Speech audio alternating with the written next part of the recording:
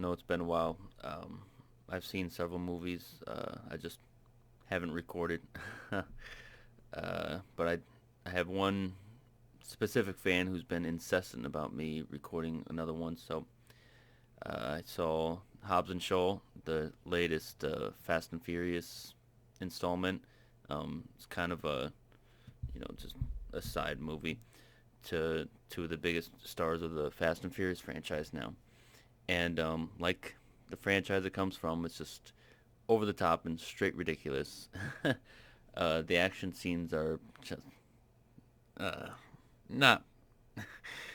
It's hard to deal with them because of how ridiculous they are. I mean, starting with when they restarted the Fast and Furious franchise in 2009 with the fourth one, it was believable. It was okay, but then like starting with Fast Five in 2011 now, they just started to get like up the ante with Fast and Furious Six. That like 100-mile long runway, and then Furious Seven, where he jumps off the parking garage and lands a bag of grenades on the helicopter, and then Fate of the Furious, of course, where he jumps over a submarine. I mean, it's just like these movies are just insane.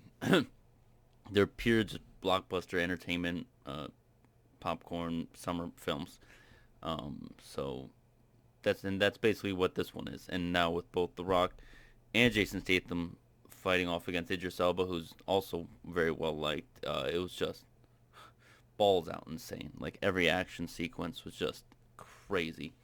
But obviously there's an underlying story. Basically, what was really interesting is they had um, the Shaws, like Deckard Shaw, played by Jason Statham, and his sister Hattie. That's a weird name.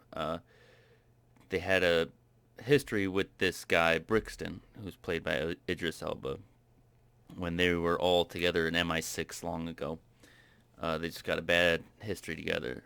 So when they first face off, um, Shaw doesn't shoot Brixton right away. Neither does Brixton shoot Shaw because it's like they just have a little stare down for a second, and then they have a little talk about like what happened last time they saw each other, and then they fight.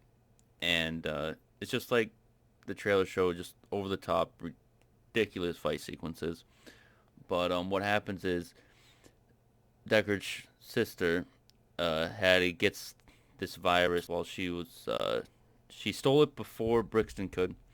She puts it in herself to make sure the virus can't be taken, and it's one of those genetically engineered viruses that'll like wipe out half the population by liquefying their organs. Woohoo!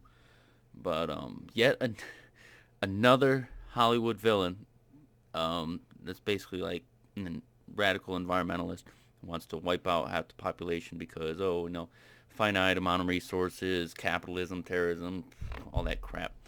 He would have gotten along with Thanos pretty well, I think. Like they got to come up with some better stuff than that. But it eventually comes down at the end. The Rock is actually Samoan, so that was really cool. They went back to his family in Samoa, like in the trailers. And one of the brothers in this movie is actually his cousin in real life. He used to wrestle with him in WWE. He's been in a couple other movies. Uh, that again, that third act was just like just too much. It was just too much to handle at times, but it was still pretty cool to see. I'll always watch Jason Statham and The Rock kick ass. So, but there's really no storyline depth to it. It was pretty straightforward and simple. Um, the acting wasn't nearly as over top as the action sequences, but like some of the writing was really forced because if you'll remember from was it Fate of the Furious when like Decker died for a second because he was playing along with trying to get back at Charlize Theron's character, whatever. Um, the Rock was really upset, or like Hobbs was really upset that he died. So it was like at the end of that movie, they had gotten over that little made-up rivalry, made-up drama just for advance the narrative.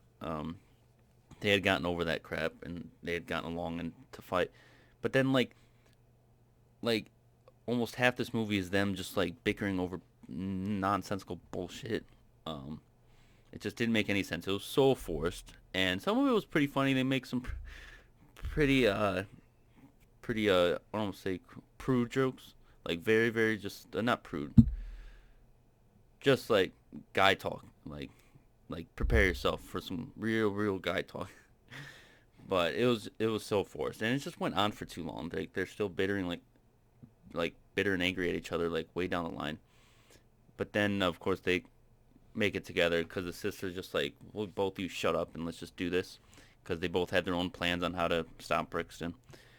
Uh, but other than that, it was I can't really recommend it for as a theater movie. I'll probably just see it again once it's on download. I feel almost bad for spending like the $12 in the theaters. That's as much as I'll go.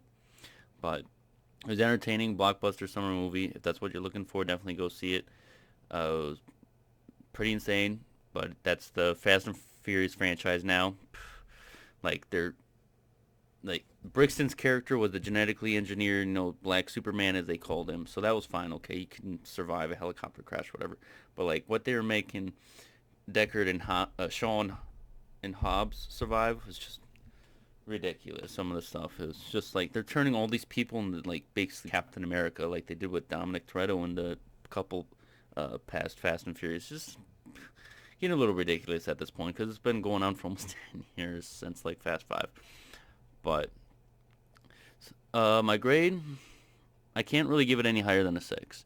The storyline was good enough for what it was, and the movie was okay enough for like just if you just take it as what it is, over the top, ridiculous action movie with hardly any believable action sequences, but it's pretty cool to see The Rock and Jason Statham kick ass, and Idris Elba is always amazing. Idris Elba always brings his A game. He's always worth going to see. That was probably the deciding factor in me going to see it.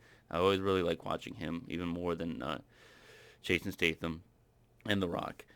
So yeah, a 6. I feel pretty comfortable with that. If you guys want to go see it, it's still a good thing to see it. Still good to see it as part of the Fast and Furious franchise if you're a big fan of that. And I think there's only going to be like one more, two of those. So that's all I got for you this time, guys. I have no idea what I'll see next. One of the other reasons why I haven't recorded in a while is because I don't really like recording.